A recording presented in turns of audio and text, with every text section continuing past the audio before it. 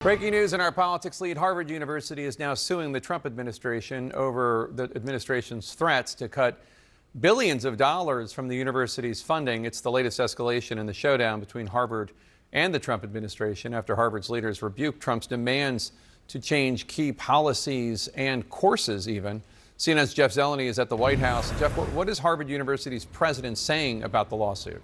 Well, Jake, this lawsuit is coming in. It's being filed against a variety of different agencies and cabinet secretaries, from RFK Jr. at the Department of Health and Human Services to Pam Bondi to the Defense Department. Basically all the agencies that have some funding for research programs at Harvard University. But we've just obtained a letter from the Harvard president that explains what is at stake here. And Alan Garber, the president, writes this. He said these actions have stark real-life consequences for patients, students, faculty, staff, researchers, and the standing of American higher education in the world. He goes on to say the consequences of the government's overreach will be severe and long-lasting. So, Jake, what's at issue here is the proposed freezing of funds of some $2.2 billion, and then a new potential round of funds being frozen of $1 billion. Now, these are a variety of programs, but a lot of them are medical programs. A lot of them are research programs. So this is one thing that Harvard is really standing up in a way that many other universities have not, trying to take this fight directly to the administration. Of course, we should point out one of the reasons Harvard is able to do this is because they do have the largest endowment of any college. And so far, the White House has not responded to this lawsuit yet, Jake. Turning to breaking news in the fight between the White House and Harvard University, Harvard is suing the Trump administration for the freeze on funding to the university. Harvard is arguing basically that the administration is overreaching. So what happens now? Yeah, so this is a lawsuit that was just filed today, Jake, in the federal district court in Boston. Harvard's complaint basically alleges a couple of different theories, including that the withholding of funding, basically in retaliation for Harvard's refusal to abide by the administration's demands, is a violation of the First Amendment, that the government's not allowed to basically coerce private institutions, educational institutions, into doing its bidding by imposing a particular viewpoint. That case is going to go forward now in federal court in Boston. And Jake, I mean, Harvard's got a lot of law on their side. Jake, of note, the complaint in this case is signed by a bunch of very prominent conservative lawyers, suggesting that this dispute really is one that's going to cross the ideological barrier as well. Well, it's a real slippery slope, right? I mean, Trump does this to Harvard. What's President, Alexandria Ocasio-Cortez going to do for a conservative school? And this is why I think the Supreme Court really, Jake, in a series of cases going back to the 1960s, has been adamant about two principles that are both at issue in this case. The first is academic freedom and the idea that governments should not be interfering with the curricular and structural choices that private universities especially are making.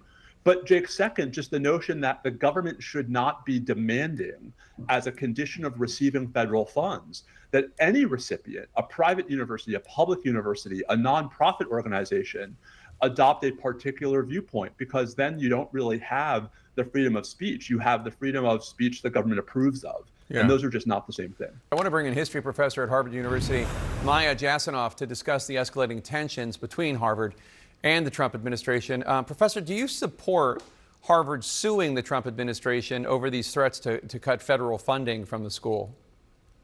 100%. You know, on campus over the last week or so, the talk has been not about if, but when. And we have been very eager to see our university take the lead in standing up to these very patently illegal actions that violate the First Amendment, among other things. In addition to all the funding cut threats, the Trump administration is also demanding that Harvard turn over all reports generated by the school task forces on combating anti-Semitism and anti-Muslim bias, any of them generated since October 2023. Do you think the university should turn those over? You know, I think we need to step back from all of this a little bit and just see what's going on here. You know, anti-Semitism is unacceptable wherever it takes place. I myself am partly of Jewish origin. I know that this is a problem that has been rising lately. It needs to be stopped, and Harvard has been taking steps to do that. But we should not mistake this very real concern for what's going on by the government. It is using this as a pretext for a much larger, deeper assault on not just Harvard, but on higher education across this country, the very thing that helped make the 20th century the American century and hopes, can help lead us into the 21st century. The government is taking a sledgehammer to it and using anti-Semitism as an excuse. When asked about the university's battle with the Trump administration, a Harvard employee who wanted to remain anonymous tells CNN, quote, "Nothing has united Harvard's deeply fractured campus more," unquote, "than Trump taking you guys on." Do you agree? I absolutely do agree. I think one of the, from my point of view, positive things about the very difficult times we've been experiencing since October 7th, 2023, is that the faculty and staff and students have really pulled together more around ideas of what universities are for. And I think that actually puts us in a strong position now to stand up for what higher education means for this country, for the world, and to defend it against what seem to many of us to be just crazy and frankly very self-destructive attacks that are not in the nation's interest. What are you hearing from students? Are they following this closely? Are they worried?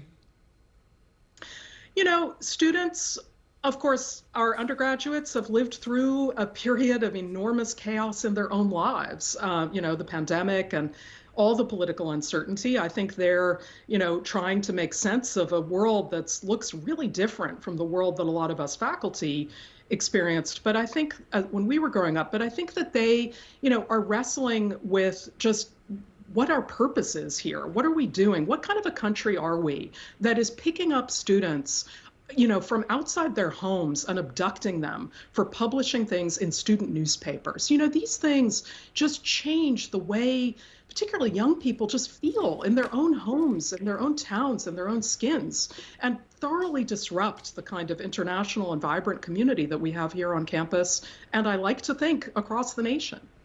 Tell us what the impact would be if Harvard lost these billions of dollars in federal funding. It would be incalculable. We would see hospitals' functionality seriously reduced. We would see labs that have been engaged in life-saving work, dealing with cures for cancer, for Parkinson's, for Alzheimer's, all kinds of things, stopped in their tracks. We would see thousands of layoffs, quite possibly. We would see a huge just break put on what has been an engine of innovation and accomplishment. Again, I just want to highlight the complete sort of sense of self-destructiveness that this feels like for those of us who are here doing the work of scholarship and teaching and research to try to make a better society, to try to make a better nation and world. All right, Professor Maya Jasanoff, thank you so much. Appreciate your time today.